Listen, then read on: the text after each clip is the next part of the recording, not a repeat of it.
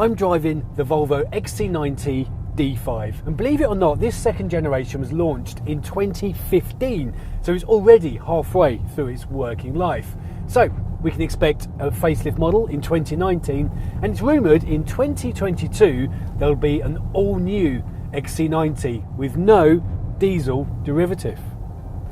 So over the past 12 months or so, I've spent a lot of time in Volvo's range of plug-in hybrid vehicles, such as the S90 plug-in hybrid, the XC60 and of course the XC90 T8 models.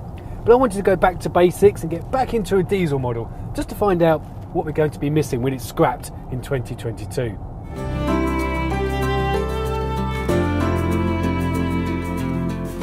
So what stats do we have for this D5 model? Well, under the bonnet is the 2-litre 4-cylinder diesel engine, which isn't too bad at all. It's around 235 brake horsepower and delivering, well, they say, around 47 miles to the gallon. So in theory, very good figures all round.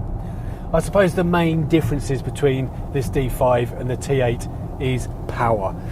The T8 has the same size engine, albeit petrol, a 2-litre 4-cylinder, but of course it's got the backup and the punch of the hybrid batteries, which deliver an extra 150 horsepower. So you've got just under 400 brake horsepower in the T8 model, which makes a huge difference. But then, do you need 400 brake horsepower in a chauffeur car? Well, some do, some don't. I mean, this diesel model, yeah, you put your foot down and, you know,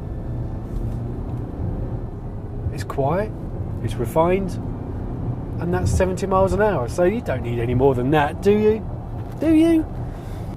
So I'm not sure I would want to be in the position between choosing this XC90 or one of its closest competitors, such as a Land Rover Discovery, Audi Q7, or indeed the Q8 or Mercedes GLS. They're all 7 seats, they all do the job really well. Looking at all of them, well, I suppose the Land Rover Discovery is, I feel, a bit more practical. It's got more road presence, but then Land Rovers do date quite easily.